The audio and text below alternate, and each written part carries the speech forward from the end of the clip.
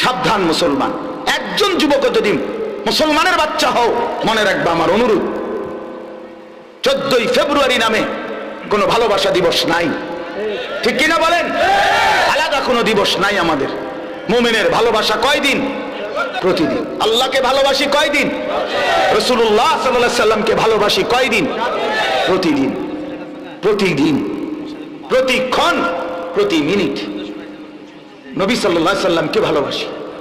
নবী আমার সারাক্ষণ, আমি যখন মিসওয়াক করি প্রমাণ করে আমি রাসূলকে ভালোবাসি।